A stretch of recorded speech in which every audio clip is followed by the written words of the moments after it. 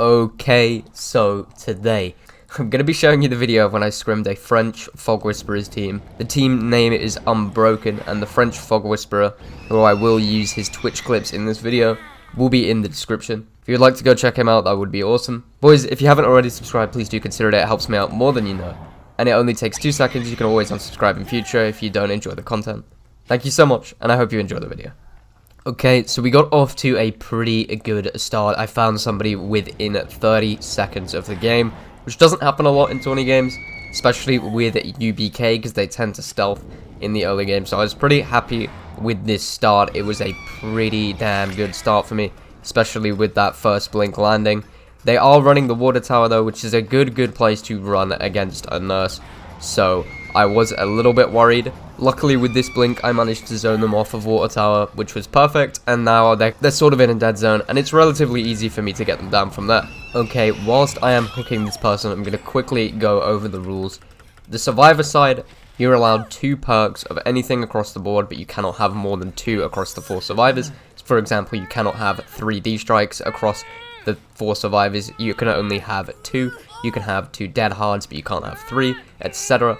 And for nurse, you're allowed double recharge with any perks apart from dying. Straight away when they got that gen off, I pretty much assumed that it was the built to last prove meta, because I looked in the bottom right and I see we're only about 90 seconds into the game, and I know when I started that chase that there was 2 people minimum that weren't on a gen, because I know they stealth. So I was pretty certain that I had hedged my bets, and that was a built to last prove thyself gen. And when checking over the VOD, I didn't see that was true. Well, I did indeed see that was true.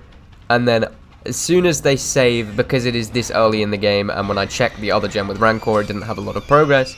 We're pretty much down to base. There are 4 gens left. They don't have progress on any other gens. I'm like, fuck it, I'll tunnel.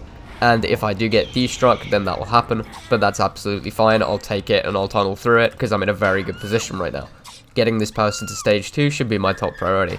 And that's what I did. They went for a D-strike fake by getting into the locker. I didn't bite because obviously my goal was to just get them into stage 2, and they didn't realize this. So I actually got a free down and hook back on the hill. Hill, by the way, is a very good defensive hook for a killer, because it's very hard to save on it if I'm nearby. And I do have 3 gens in pretty tight. So this point in the game, it is very in my favor. I'm sat in a very good position. Now I'm just trying to get some tags, trying to get some pressure, while sort of camping and letting that person go and tick into death, so we can start playing our 3 gen and start hooking the other survivors. Okay, so now I'm just going to let you know what was going through my head and what my game plan was at this time for anybody that's trying to get into comp. I'm going to let you know about my playstyle and basically what I was doing and what I'm thinking in this scenario. I have 3 gens that are somewhat near the hook, and these are the only gens I care about. So up until there's about 30 seconds left on the hook timer, I'm going to go between those gens, check them, make sure they're not getting any progress. That is the best thing I can do. And then after there's about 30 seconds left, the best thing for me to do is to make sure this person dies. And that is exactly what I did. And luckily for me, they actually did come for save, they messed it up, and I managed to get a free down out of it. So I camped, made sure the person died on hook, got that person out of the game, got a free down, and got a hook in my 3 gens with them not getting any progress in the time. So this was a huge play for me, just to sit in and just defend my 3 gens and my hook, and it worked out perfectly. The thing is, this doesn't always work out perfectly, and it's not the safest strategy, because if they went for a 2-man save last second there, I would have been pretty much screwed, and I would have wasted so much time camping that hook. If they last second, put 2 people in there so I can't grab, 1 body blocking and 1 saving, then I would have been in a pretty bad position. But luckily for me, they didn't do that, and now I'm in an amazing position, because I got huge returns from that play. And now we're taking chase with the Fog Whisperer. So with this blink here, I'm just trying to make up as much distance as possible. Got the cheeky fatigue cancel in, and right here, I don't think I would have actually been able to catch him with my second blink, but he ended up doubling back, so it got a pretty good return out of that. I then swung extremely early to get rid of his dead hard, and just in case he doubled back in the power. Didn't end up doubling back, but we got rid of his dead hard, so it was pretty good value from that from me. That didn't connect. That could have connected if we had a bigger ping difference, but it is what it is. I'm right here, I'm looking through the edge, land literally on his back, and that doesn't connect. Again, if we had a bigger ping difference, 1000% it would have. and then I have another one here, and finally, we're right up on his back, and there's no way the game could deny us that one. So we get that down, and we're going to take our hook and get our pop cycle in. Je commence top top là. Merde, je vais... Merde, j'ai l'arbre pour rien, il a foiré... Ok, il est top top. Je vais essayer d'en du milieu aussi. Oh, c'est super. Non. J'ai tout donné les... Right here, I know that I would have lost a gen for one of those chases, but I was pretty okay with that, because in this rule set you do get 3 points for a fresh hook, which is what the... I'm not even going to try say his French name, by the way. I am not good at pronunciating French things. That's why I've just referred to him as a Fog Whisperer. He's a really nice guy and a really kind streamer, but I cannot say his name for the life of me. So, I popped this gen. I knew we were going to lose that far gen. That's absolutely fine with me. I keep these two gens close to each other, which is what I wanted. I have one slugged, one hooked, and I'm just sort of trying to play it out. This is scrims, so in the back of my head I'm just thinking, okay, I kind of want the game to play on just so I can get more chase experience, more chase practice, because at the end of the day this isn't the real thing, it's just a practice run. So I do end up just picking him, hooking, letting them save, and letting the game roll on so I can get more chase experience on these absolute French demons of players. They're incredibly, incredibly good, considering they're a new team, and they're very, very good practice for me in the tournament. So straight away, I'm coming back across, I flick my blink, the Claudette ran behind the hill there. Wasn't really interested in taking chase with the Claudette, especially since I expected the Fog Whisperer to aggro the hook, or the Nancy to aggro the hook. So I'm just sort of checking around the area, making sure he didn't get on the gen. I think what he did do here is he dropped behind Shaq and he went and medkitted himself.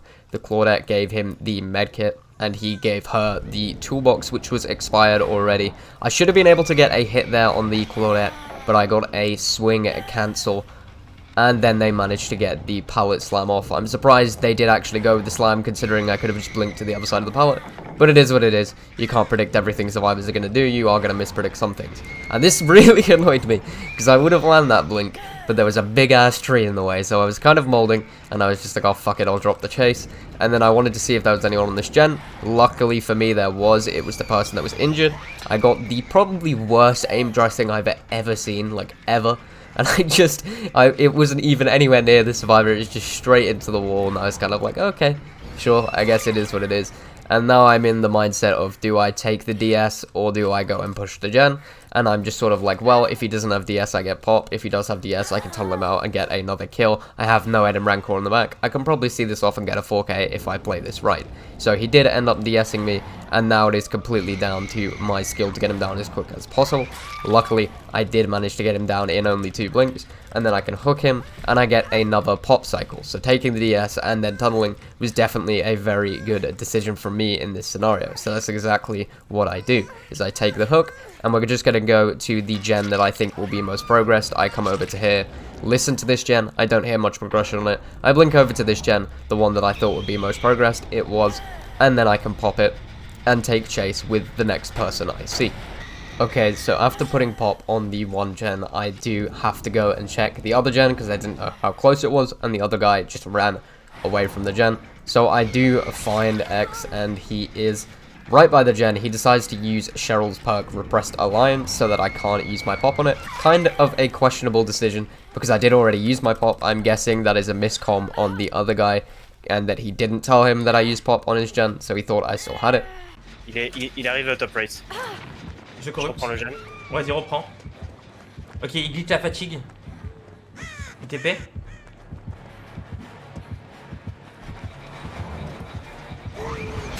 Eh merde. Je suis à 80. Ouais, je vais tomber. Je pensais qu'il allait frapper sous la... And then I do end up downing him. We put him on a main building hook. I would slug in this scenario normally and try and get the 4K, but because X was streaming, and I just want to get the game done as quick as possible in scrims, I try my best not to play for hatch and for the 4K and do all the slow, boring things. I do end up hooking, and credit to them, the Claudette knows exactly where to go, and goes and sits on the hatch. So I got pretty much no value out of 2 of my perks, and I still ended up 3K'ing, so I'm very, very happy with this result. Like I say, UBK are an amazingly good team, especially for how new they are, and I would like to thank X for allowing me to use his Twitch clips and post this on YouTube.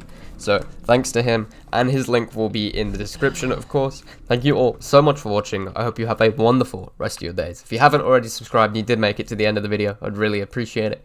And I will be live on Twitch in about 15 minutes if you'd like to come through. I'd really appreciate that. And have a wonderful rest of your day.